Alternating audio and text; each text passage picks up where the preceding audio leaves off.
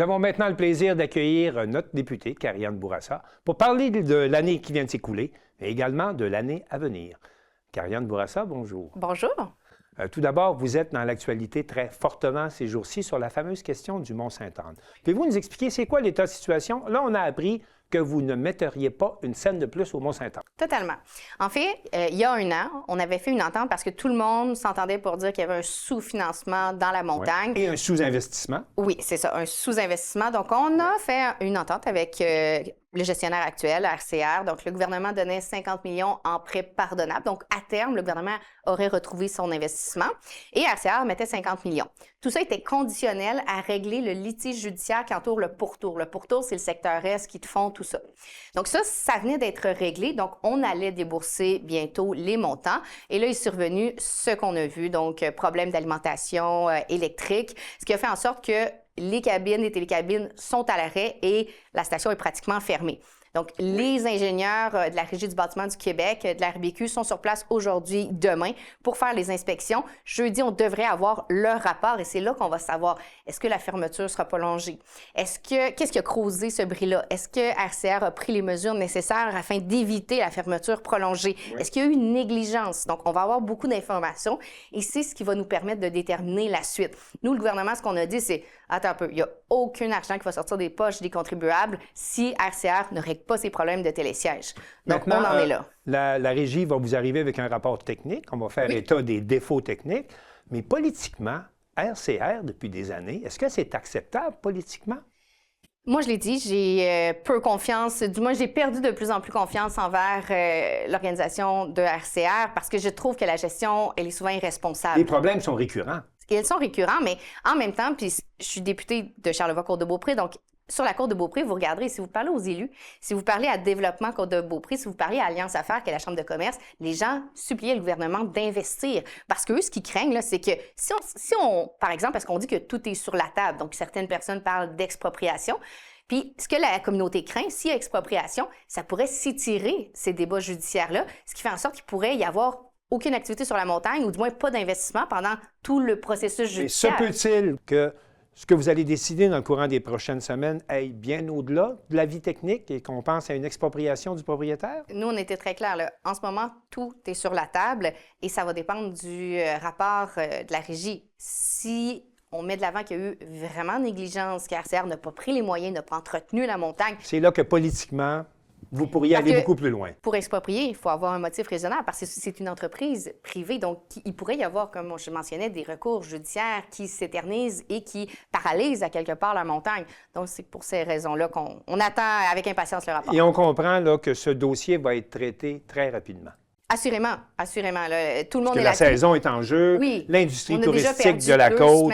Oui, c'est ça. Il y a une cellule de crise, je le mentionnais, autant le ministère du Travail. Il y a des annulations dans les hôtels, puis le temps des fêtes s'en vient. Ça va plutôt très mal. 500 emplois sur la côte de Beaupré qui sont liés de près ou de loin, direct, indirect, au Mont-Sainte-Anne. Donc, on ne peut pas laisser ça comme ça. Il y a urgence. Il y a urgence. Est-ce qu'il y a également urgence dans le dossier des hôpitaux? Assurément. Parce qu'on attend toujours là, un engagement ferme. Que les travaux puissent commencer. Pensez-vous que ça va être possible cette année? Je me débat comme le diable dans l'eau bénite pour que ça puisse arriver. Là, vous savez, on est en planification. Oui. Puis c'est normal. Dans le fond, le PQI, le plan des infrastructures québécoises, c'était inscrit. Donc, c'est quelque chose qui a été annoncé par le premier ministre lui-même en 2019. Et là, on s'attend justement à ce que ça passe en réalisation. On l'espère fortement. Mais c'est pas vrai de dire qu'il ne s'est rien passé. On a rehaussé le montant de 100 millions. L'année dernière, on a remis 3,7 millions dans le bureau de projet pour qu'ils finalisent les plans et devis. C'est maintenant terminé. Donc là, la prochaine étape, en mars, le prochain PQI. J'ai fait mes représentations autant envers Christian Dubé. Oui. Je me suis assise avec lui pour être sûr qu'il comprenne l'importance. J'ai parlé avec le bureau du premier ministre. J'ai parlé avec mon collègue Éric Gérard. Décision en mars. Oui, et je mets toute mon énergie. Parmi les autres dossiers où vous mettez beaucoup d'énergie, on attend toujours des résultats. La fameuse étude d'opportunité pour le placement des quais. Oui. Ça, est-ce qu'on va avoir des nouvelles cette année? Il y a des belles annonces qui s'en viennent. Ah bon? Donc, déjà, en partant, on sait l'une des problématiques dont le maire Christian Dufour me parlait à l'île aux Coudes, le maire des Éboulements, on parlait de la communication avec la STQ qui était déficiente, la difficulté de rejoindre les gens de la STQ. Ça a été mentionné à plusieurs reprises. Là, j'ai parlé avec une nouvelle personne qui entre en poste et qui va être responsable exclusivement des liens avec la communauté. Ça va être le lien direct avec les maires. Donc, je vais aller avec cette personne-là à la STQ. Donc, le bras droit de Mme Bédard, Greta Bédard, la PDG, et je vais emmener cette personne-là à l'île aux Coudes. On va rencontrer les élus, les commerçants, les gens d'affaires. Ça, vous l'avez fait à quelques reprises. Non, mais là ça va être la nouvelle personne. Oui, mais ça s'est fait à quelques reprises, rencontrer les gens, discuter. Ce que le milieu a besoin de savoir, c'est est-ce que l'étude d'opportunité va être déposée cette année? Ce que je peux dire... Ah ben non, en fait, l'étude le dossier d'affaires, le dossier d'opportunité, pardon, a été arrêté. Devait reprendre en 2026. Là, on arrive en 2026, donc c'est pas le résultat, mais c'est l'étude qui devrait se poursuivre. Et ce que je peux vous dire, c'est que vous allez être satisfait. Il y a des très belles annonces qui s'en viennent. 2026, c'est bientôt, et c'est un dossier qu'on a très bien travaillé. Parmi les dossiers nationaux sur lesquels vous travaillez, il y a le dossier du projet de constitution. Oui. Les groupes de femmes au Québec ont mentionné qu'il ne fallait surtout pas commencer à vouloir encadrer le droit à l'avortement. Oui. Ça ouvrait trop la porte à des contestations judiciaires. C'est quoi votre position, vous, en tant que jeune mère de famille, entre autres? Bien, écoutez, moi, je les entends parce que là, les commissions parlementaires, on va entendre 200 groupes et plus. Et on entend tout le monde. Donc, on est assis. Moi, j'ai fait spécifiquement la demande, même si je ne suis plus adjointe à Simon-Jolin Barrette, d'être avec lui. Et j'entends tous ces groupes-là. Donc, c'est vrai ce que vous dites. D'une part, Simon-Jolin Barrette, qui est le meilleur défenseur pour les femmes, voulait inscrire le droit à l'avortement dans la Constitution. Mais vous, là-dedans?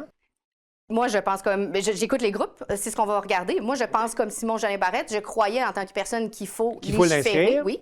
Mais là, ce qu'on entend, c'est des groupes qui disent... Tant que c'est flou dans la loi, c'est difficile à contester. Donc, c'est quelque chose qu'on entend, qu'on écoute, puis c'est les consultations qui vont nous permettre de nous faire une meilleure tête. Mais Simon-Jolin Barrette et toute son équipe sont des avocats, donc spécialistes dans le judiciaire. Ils avaient une idée prédéterminée, mais on est ouvert aux groupes. Vous êtes prêt à entendre les groupes là-dessus? Totalement, et c'est très intéressant. Maintenant, parmi les autres recommandations, là, ou en tout cas les questionnements que soulève votre projet de constitution, il y a celui, puis c'est un peu ce que vous faites également avec les syndicats, c'est l'interdiction qu'il y aurait d'interdire aux groupes qui sont financés par le gouvernement de critiquer le gouvernement puis de mener des campagnes. Alors, on a l'impression un peu que votre gouvernement, présentement, essaye de faire taire l'opposition, que ce soit l'opposition syndicale ou les groupes communautaires que vous financez. Ça ressort comment on perçoit ça? Pendant les consultations, ça ressort moins, honnêtement. Puis c'est pas tous les groupes, là, c'est ça. Là, il faut faire la différence. Est-ce qu'un groupe, par exemple, qui reçoit, tu sais, les écoles, c'est financé, est-ce qu'ils peuvent pas contester? Les universités, le financement vient justement de... Mais ils en demandent plus au gouvernement, puis ils contestent d'une certaine façon. C'est ça. Donc là, on est en train de faire le ménage dans tout ça, mais je dois dire que ça, c'est moins controversé. Le sujet de l'avortement, je l'entends beaucoup en commission parlementaire. Mais écoutez, c'est pour ça les consultations, les gens qui ne pensent pas la même chose que la loi ou qui ont des propositions à faire ou qui ont des idées, on est là pour les écouter, puis on va prendre tout ça. Il va y avoir assurément des amendements au projet de loi, ça sert à ça, des consultations. Mais à la base, il faut penser qu'on a fait la charte sur la laïcité, on a fait le projet de loi 96, qui est la mise à jour de la loi 101. On a créé un peu les bases du Québec. Et là, on veut prendre toutes ces lois-là et les mettre dans une loi pour faire un texte officiel, une charte québécoise. Qu'est-ce que c'est être québécois, la Constitution? Donc, je trouve que c'est un beau geste rassembleur. C'est vraiment ça, l'idée de la troisième voie, en fait. Mais le texte reste à définir, puis il y a des questions qui sont en suspens, parce qu'il y a de l'opposition présentement. Oui, puis c'est normal. Puis c'est sûr qu'on ne voulait pas que ça soit une constitution caquiste. C'est pour ça que le PQ, le PLQ, Québec solidaire sont sur la commission parlementaire. Ils questionnent les mêmes groupes qu'on questionne, ils posent des questions, ils font des propositions, on les écoute. Écoutez, il y a beaucoup de monde dans cette salle-là là, pendant la consultation. Il y a les avocats assis derrière nous, il y a les oppositions, il y a des gens dans la salle. On a rencontré des syndicats, on a rencontré des groupes de femmes, on a rencontré des simples citoyens, on a rencontré des maires de municipalités aussi. Écoutez, il y a des gens qui nous font des suggestions, par exemple, d'inclure le droit à un environnement sain. C'est totalement champ gauche. On écoute ces gens-là, ils veulent que ça soit inscrit dans la Constitution. Donc l'exercice se poursuit? Ça se poursuit jusqu'en fin février, les consultations. Avec les oreilles grandes ouvertes? Absolument. Votre gouvernement est au plus bas dans les sondages. On prédit déjà là, votre disparition de la carte au complet. Votre premier ministre a dit qu'il, lui, voulait rebondir dans la prochaine année. Vous, comme député dans notre région, comment vous voulez rebondir cette année? Sur quoi vous voulez rebondir? Dans la circonscription ou les... Bien, rebondir en termes d'être présente en termes politiques et puis aller chercher l'appui du public pour vous faire élire. Vous voulez rebondir sur quoi? Je trouve ça difficile en politique parce que... c'est dur de faire valoir ce qu'on fait. Puis j'ai ici une petite liste, si on regarde. Dans la circonscription, il va y avoir 3 écoles qui vont avoir été soit construites ou rénovées. Donc, on parle de Saint-Urbain, Clermont et la Malbaie. On va avoir une maison des aînés. On va avoir mis 10 millions sur le domaine Forget. On va créer le parc La Côte. Il va y avoir Galveco qu'on a donné 50 millions qui crée des jobs à 120 000 par année. Ça, c'est juste des petites choses qu'on fait. Et l'ouverture d'un CPE, j'ai créé le club moi-même des petits déjeuners avec mon équipe. Donc, vous avez l'impression que certains dossiers monopolisent toute l'attention je l'entends. amènent les gens à porter un mauvais jugement sur ce que vous faites. Je l'entends des fois, puis c'est normal, sur les réseaux sociaux, on l'entend, des gens qui disent « L'hôpital n'est pas fait, Mme Bourassa n'a rien fait. » Je suis là. Premièrement, si vous saviez comment je me bats pour qu'on l'aide, notre hôpital. Puis deuxièmement, c'est un dossier. On a investi 6,3 milliards dans la circonscription. Bon, ça inclut le pont de l'île d'Orléans qui était très cher. Puis les dépenses de programme aussi. Là. Oui, totalement. L'ensemble des dépenses qui sont là chaque année. Beaucoup d'investissements. Alors, sur quoi vous allez vous baser pour faire la prochaine année, qui est une année préélectorale? Moi, je veux finir des dossiers. Mont-Saint-Anne, très gros dossier. Hélo-Coude, vous venez d'en parler, très gros dossier. Hôpital de la Malbaie. Moi, je veux vraiment clore. Clore ou pas, parce que c'est sûr qu'on s'entend que l'Équité, c'est un projet qui va aller sur plusieurs années. Mais vous savez que vous allez être jugé sur l'avancement de ces dossiers-là. Oui, parce que ce sont les plus gros. Je pense que les gens voient les gros titres, les gens jugent sur les gros projets, mais il ne faut pas oublier les petits projets. Tu sais, le club des petits déjeuners, ça m'a coûté 12 000 $. Ça change les vies des enfants qui rentrent à l'école, qui peuvent déjeuner le matin, là. Mon collègue a mis tout son cœur pour partir ça, puis on essaie de l'implanter dans des nouvelles écoles. Je donne 20 000 $ par année, notamment Pro Santé ici, dans une organisation par MRC, où on donne 5 000 $ pour l'aide alimentaire à Noël. Les gens n'en parlent pas, les gens ne le savent sûrement pas, mais c'est de l'argent qui change le quotidien des gens. Alors, dans le courant de la prochaine année, beaucoup de petits dossiers, mais aussi des gros dossiers à régler. Ils sont tous aussi importants, hein, les gros comme les petits. Merci d'être venu nous voir et je vous souhaite une bonne année 2026. Merci beaucoup. Joyeux Noël.